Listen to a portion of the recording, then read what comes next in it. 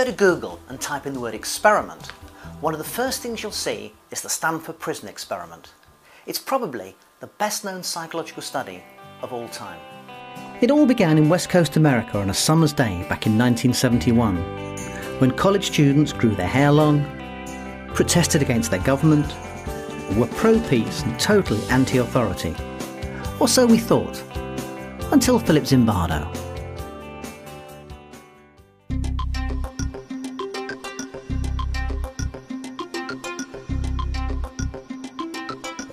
So the Stanford Prison Study very simply is an attempt to see what happens when you put really good people in a bad place.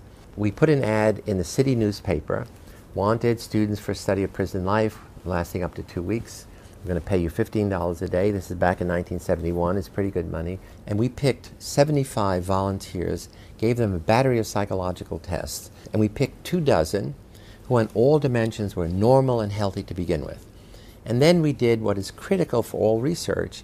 We randomly assigned half of them to the role of playing guards or the role of playing prisoners. It's literally like flipping a coin. And then what we did is we told the guards, come down a day early, and we had them pick their own uniform. We had them help set up the prison so they'd feel like it was their prison, and the prisoners were coming into their place.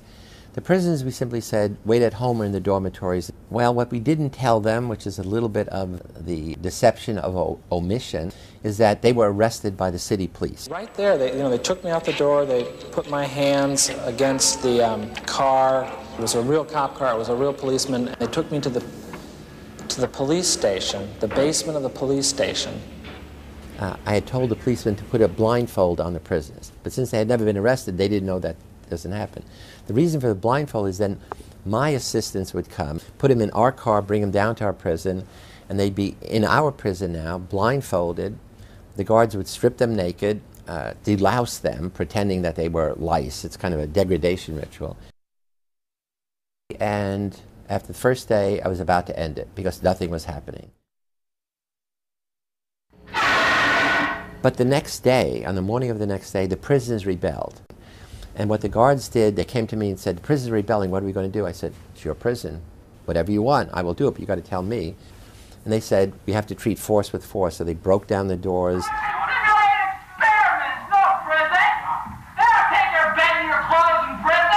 Stripped the prisoners naked, dragged them out. Some of them, they tied up their feet. They put them in solitary confinement, which was a tiny little hole in a closet, about this big, dark. And they said, at this point, everything but breathing air is a privilege. Food is a privilege, clothes are a privilege, having a bed is a privilege. And so the guards began to say, here are the new rules. And the new rules are, you are dangerous, and we are going to treat you as such. And then it began to escalate. Each day, the level of abuse, aggression, violence against prisoners got more and more extreme. And so the guards changed to become more dominant.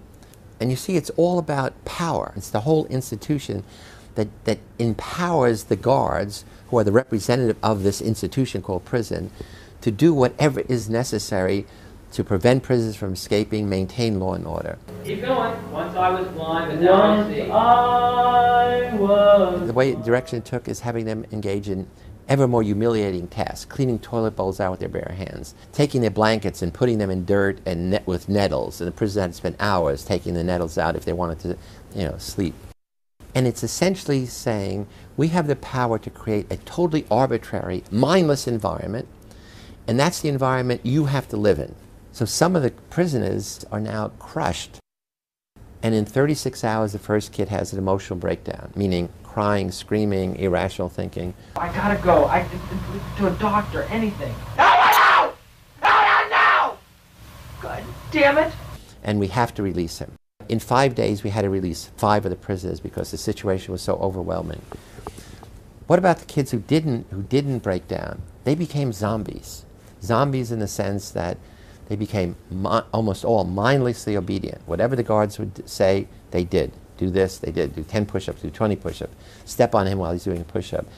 Tell him he's a bastard. Prisoner 819 did a bad thing.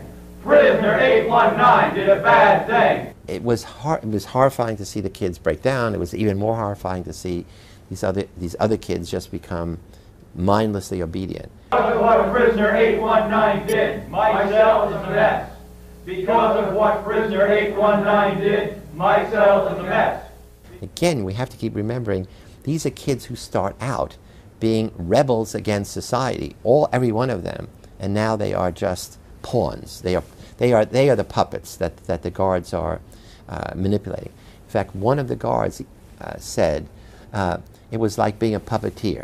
The guards tested their control over the prisoners by making them write a letter home.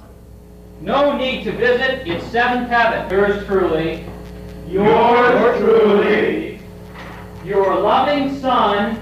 Your loving son. And put the name there that your mother gave you. The results were surprising because I did not expect the transformation of good kids into pathological prisoners or abusing guards to occur so quickly and so extremely. That is, we had assumed from all other research, that there would be verbal abuse, they would make fun of them, there would be teasing, there would be bullying, but not this kind of, I would call it creative evil. That is, thinking about ways to demean, degrade, dehumanize other human beings.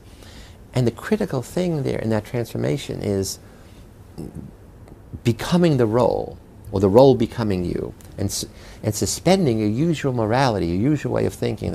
You really become that person once you put on that khaki uniform, you put on the glasses, you take the nightstick, and you act the part.